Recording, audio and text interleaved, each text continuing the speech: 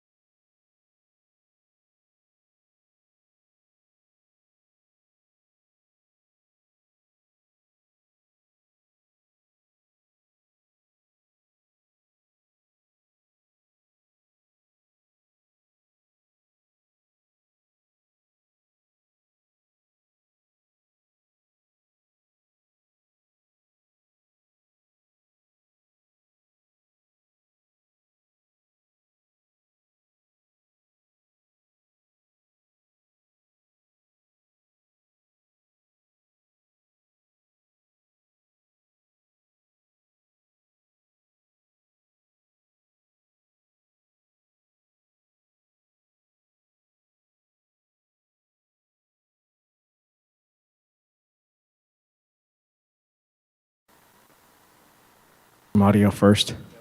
Okay.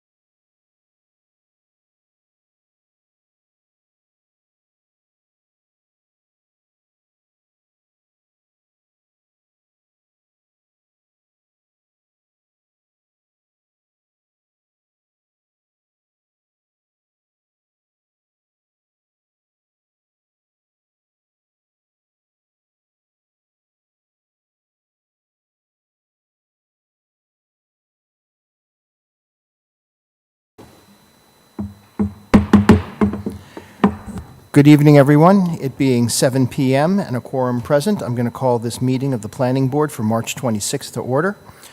Pursuant to Chapter 2 of the Acts of 2023, an act relative to extending certain COVID-19 measures adopted during the state of emergency, signed into law on March 29, 2023, this meeting will be conducted via remote and in-person participation. Members of the public who wish to participate in the meeting may do so by downloading the Zoom meeting application found on the town's website. Our first item this evening on your administrative notes is minutes. We have minutes for February 26th and minutes of March 12th. Do I have any questions, comments from members of the board? Seeing none, I will entertain a motion. Motion to approve? Motion for both, or are we separating those out? I'm on both of them, so yes, for both. Okay, I have a motion to approve both. I'd second that. I have a second. So I have a motion by Mr. Bennett, second by Mr. Higgins. Any discussion? Seeing none, hang on. I believe Mr. Donaldson is attending remotely, so I want to... No questions, no discussion. Okay, great. Okay, I will then go ahead and do the roll call. Mr. Donaldson? Yes. Mr. Grandy? Yes. Mr. Bennett? Yes? Mr. Higgins? Yes. And myself, yes. Next on our agenda this evening are our Form A plans. First, I have A4894, Spencer and Alexandra Withington, 98 Old Sandwich Road, lot line adjustment map 80, lots 001 through 004. Any questions, comments? Mr. Chairman, I recuse myself on this one. Okay, I have Mr. Bennett who will be recusing himself. Any questions, comments? Seeing none, I'll entertain a motion. Motion to approve. I have a motion to approve. Do I have a second? I'll second that. I have a motion from Mr. Grandy to approve, a motion to second from Mr. Higgins. Any discussion? Seeing none, I will call the roll. Mr. Higgins? Yes. Mr. Grandy? Yes. Mr. Donaldson? Yes. And myself, yes.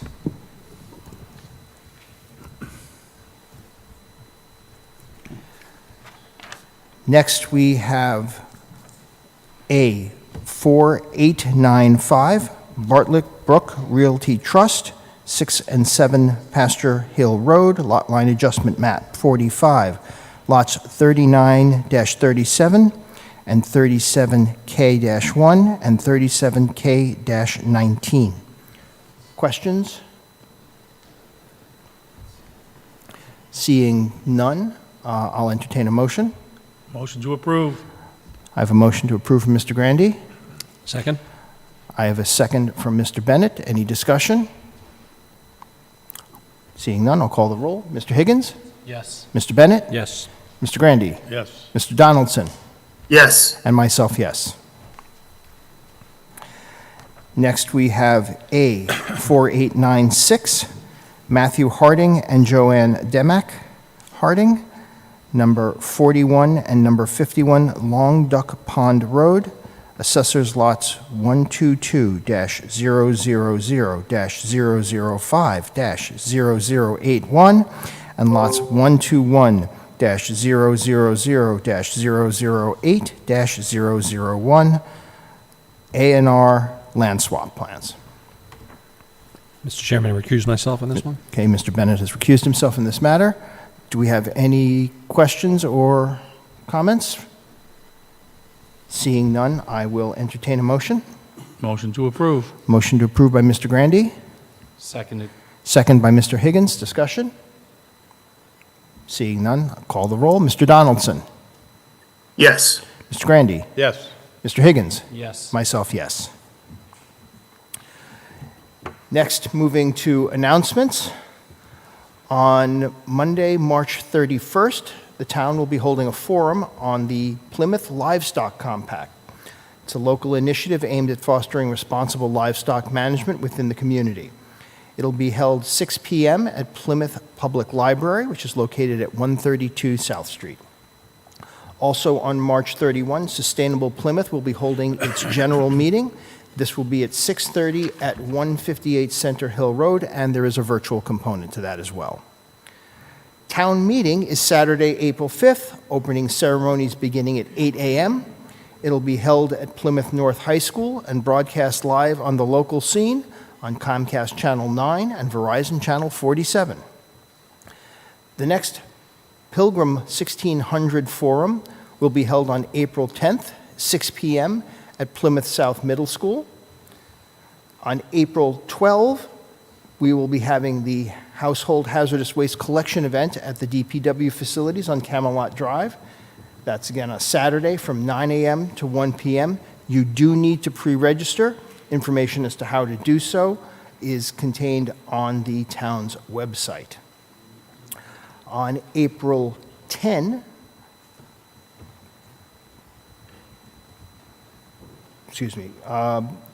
the Herring Run Festival will be on April 26th. That'll be all day and centered around events at the Jenny Pond Grist Mill. Anyone else have any other announcements?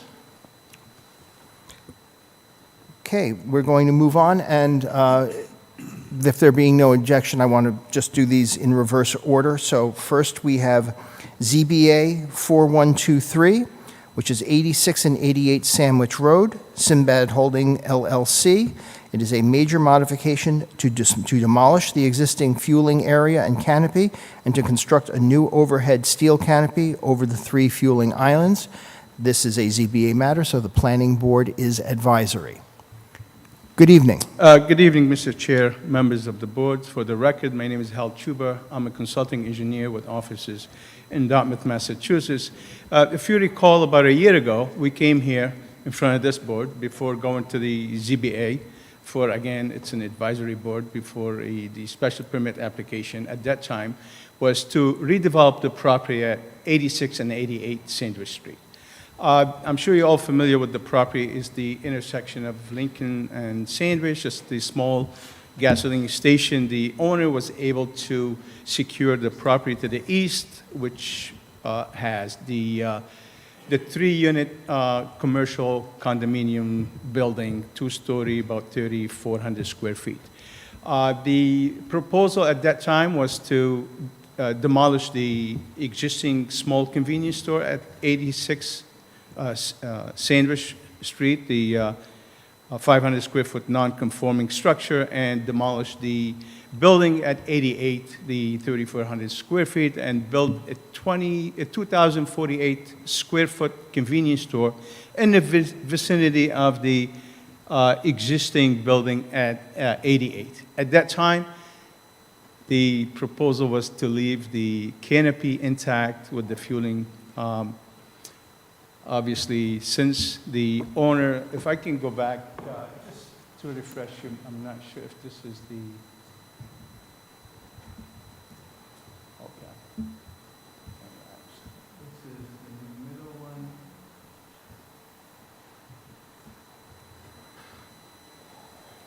No.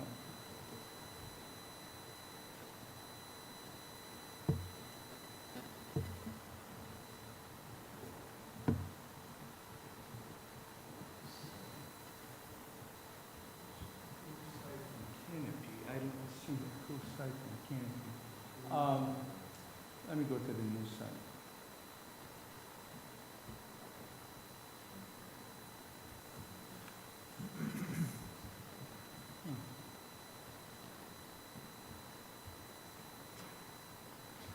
Not sure what's going on. So basically, the existing, okay, thank you. You can see this is the new site layout, and this area is where the existing canopy stands right now. There's 3 pumps in line, what we call, they're parallel to the street. The existing canopy is 4.9 feet, I believe, from the street. It's 1,540 square feet. We propose to demolish the existing canopy, construct a new canopy with 3 pumps with the orientation of 90 degrees perpendicular to the street, and I can go over that just to explain why the orientation. The new canopy would be 100 square feet smaller than the existing canopy, and it would be set 22 feet back from the street line. So you have a smaller canopy, more in compliance with zoning.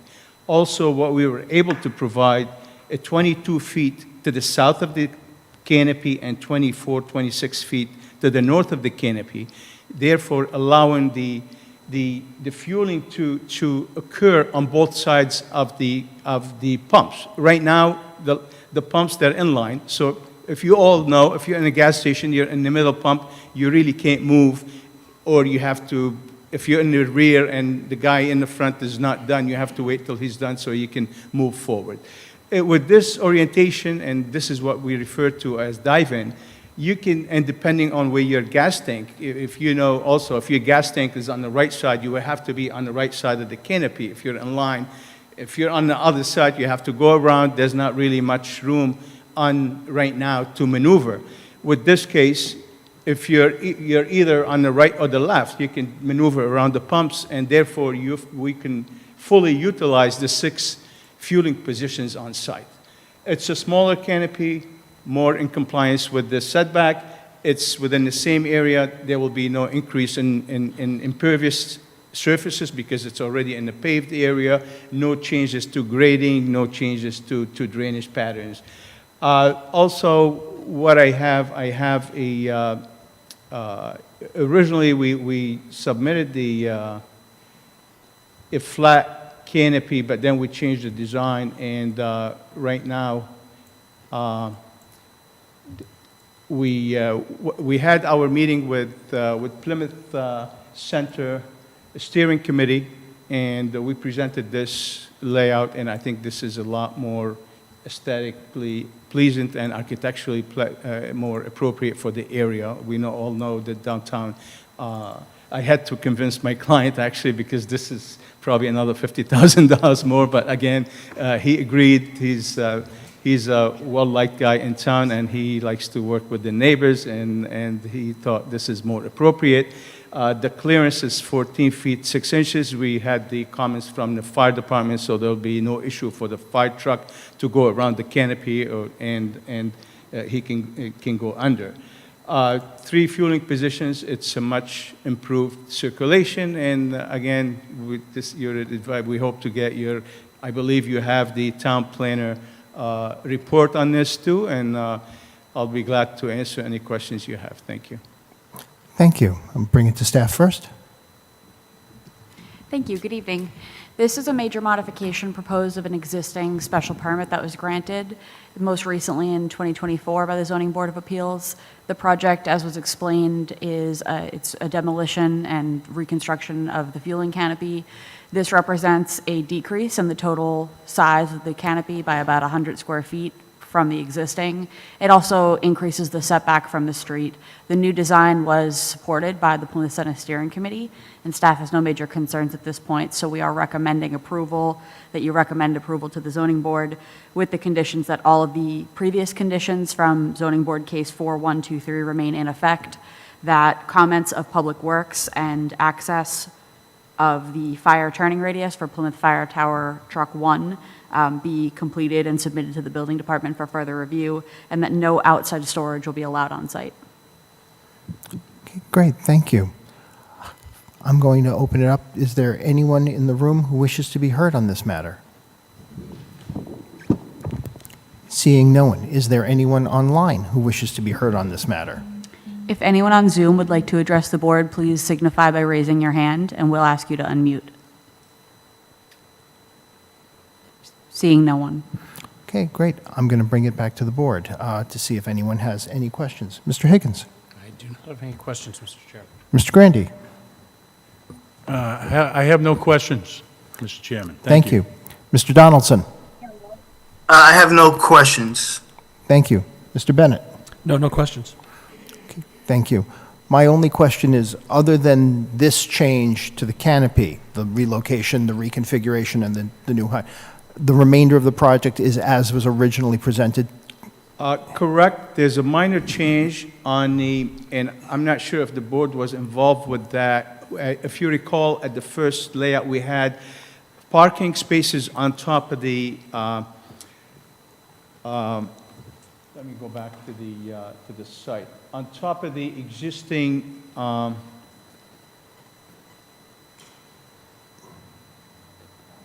again, I think, Deborah, I need your help on this. I'm not sure if I have the site. Oh, okay, all right. So I had the right, that's the bottom one, right? Okay. So we had parking spaces on top of the tanks at the corner of Lincoln and Sandwich, and I think at that time there was reviews from the two issues that we had with that. One was we didn't have the setback 20 feet from the street. The second was when we went to the Zoning Board of Appeal, they were concerned about the pedestrian access in the site from Lincoln Street. They would have to cross the two driveways and to use the pedestrian crosswalk that we have on the east.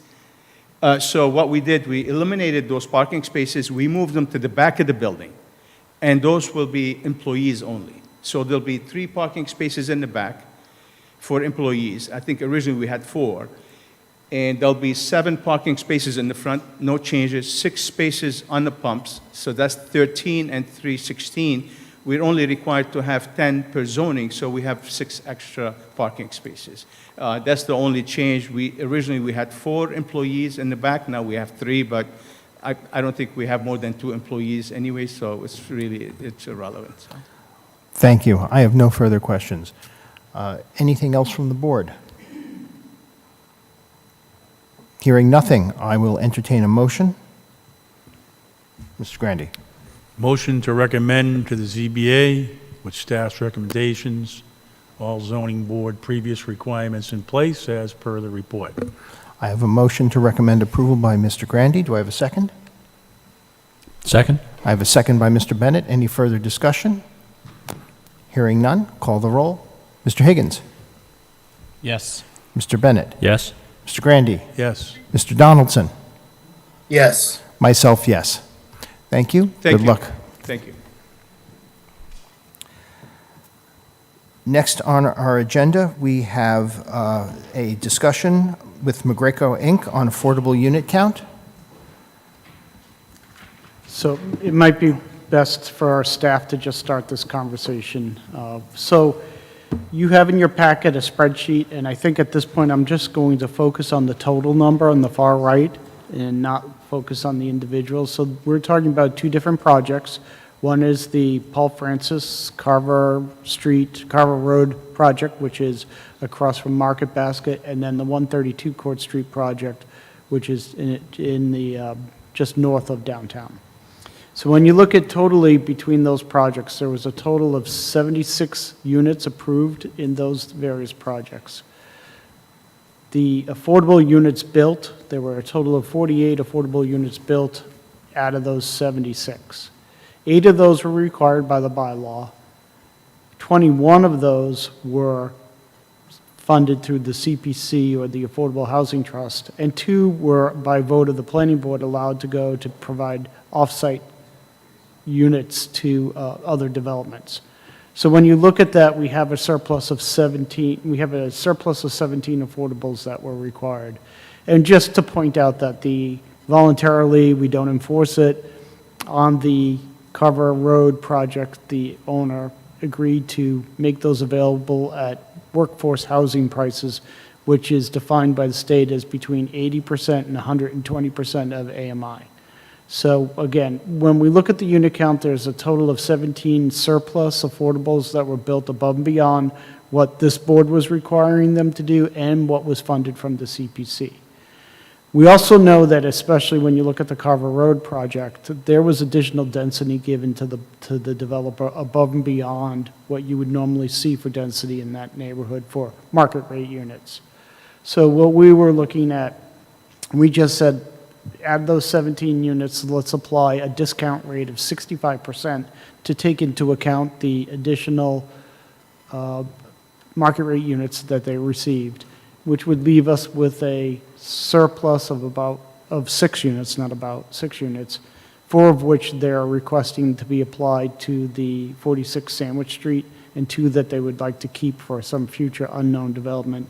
And what we're recommending to staff is that you give them a 2-year timeline for that, and that if 2 years goes by, then those other 2 become just the affordables for this project and not to be available for something else, so that 4 years from now or 5 years from now, somebody doesn't show up and say, oh, well, now it's time for those other 2 units. So again, 4 units to be applied to the 46 Sandwich Street 55 and older project, and 2 surplus that could be available for up to 2 years. Thank you. Thank you, Mr. Hartman, and I note Mr. Veo is here. So I'm going to bring this back to the board to see if anyone has any questions regarding this. Start with Mr. Grandy. Okay, so through your microphone, it was a little garbled to me. So if that could be explained, maybe even by Mr. Veo on this bottom section of this chart of the 17 surplus affordables and a discount added for density 65%. Can you elaborate a little bit on that for me? Sure. Rick Veo from Meg Ryco. So as Mr. Hartman said, there were a surplus of 17 units. We had a discussion about that, and there's certainly a factor that needed to be applied because there were additional market rate units or additional density given on that site. So we sort of backed into a number of saying, well, we at least need to say half of those affordable units need to be subtracted or given away, if you will, by me, to say we got more density, so we won't take additional affordable units. Then we actually took one more step and said that brought it down to, in the 8, 9 range. We said, well, we don't have a need for any more than 6, and our overarching goal in terms of affordable, as I would hope the board would recognize, was to always build as many as we could, and we're not looking to sort of break the bank on this. So we dropped it down from 9 or 8 to 6 at that point, and thought that was a reasonable number. As some sort of background color, I mean, this should have been memorialized years ago. That was discussed at the time, and then for one reason or another, either, on my end of just being too busy, and it certainly wasn't staff's obligation to bring it up. It really needed to be spearheaded by me. But then there was some controversy among some planning board members at the time and whatnot, and I just chose not to sort of cycle back to it. And so now we're just trying to document it and, again, not looking to sort of break the bank on that, just come up with a reasonable number that makes sense for everyone. Okay, so the units you're looking to add is which one of these? In which area? No, we wouldn't be adding anything. We would be taking those affordable units that are banked, applying 4 of them to the 46 Sandwich Road project that had been approved a year and a half ago or so, which is an over 55 that couldn't be built there anyway, and then holding 2 in reserve for a future project. And again, as Mr. Hartman said, if we do not actively pursue a project in a 2-year time frame, then we would just lose those units and they would go away. So it's the in lieu of future development you have to use before March 31st, 2027. Correct. Okay. Thank you. That answered my questions. Thank you, Mr. Chairman. Thank you, Mr. Grandy. Mr. Donaldson, any questions? No, I don't have any questions at this time. Thank you, Mr. Donaldson. Mr. Bennett? No questions. Thank you, Mr. Bennett. Mr. Higgins? Likewise, no questions, Mr. Chair. Thank you. I have no questions. I just want to add some clarity, some addition beyond that. So, to staff, correct. So, in the past, with respect to some of these quote-unquote surplus affordable units, Mr. Veo did get a chance to use 2 of them at another off-site location, correct? Correct. So this is really an extension of something that has been done before in connection with these. Correct. Okay. So the other thing is I want to just make sure that as a practice and policy of this board, we're going to make clear going forward that with respect to affordable units, if anyone seeks to quote-unquote bank units if they wish to build extra units and expect to use them in advance in some future date, that has to be voted on and approved by the planning board so that it is documented in a vote and something that we have on record. So so in any vote, we'll be including that, and that's your understanding as well, Mr. Veo, correct? Correct, and makes perfect sense. Okay, thank you. Mr. Grandi, you had a further... One quick question. Is there a document that's going to clarify this, that's signed by anybody to make sure nothing happens above and beyond Yeah, what we're so, seeing here? yes. So based on what you vote tonight, whatever that vote is, we will then incorporate that into a vote that will be on record with the clerk. Okay. Thank you, Mr. Chairman. Okay, very good. Anything further from any member of the board? Mr. Donaldson, you good? I apologize, I can't see you because of the screen, so I'm good. Thank you. thank you. So he does show on PAC TV, so the PAC TV is good. We just can't see his smiling face today. Well, that is our loss nonetheless. I just want to make sure that... So the ban on his picture you did earlier worked, right?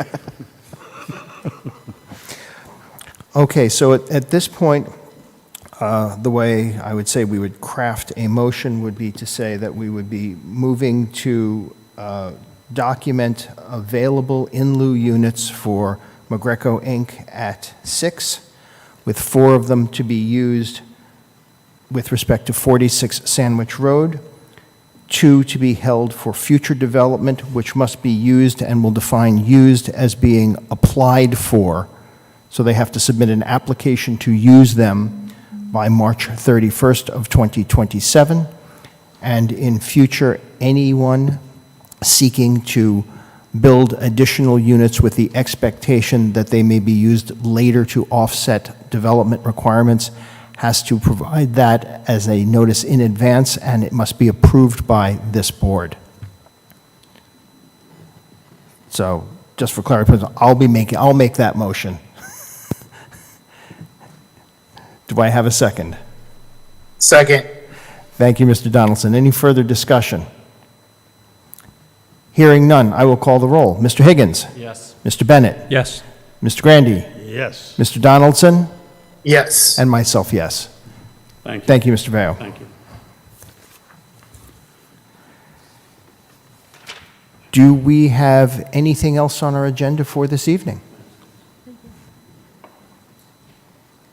Hearing nothing, I will entertain a motion to adjourn. I would make a motion to adjourn. I have a motion from Mr. Higgins. Do I have a second? Second. I will call the roll. Mr. Donaldson? Yes. Mr. Grandi? Yes. Mr. Bennett? Yes. Mr. Higgins? Yes. Myself, yes. Thank you, everyone. This meeting is adjourned. Recording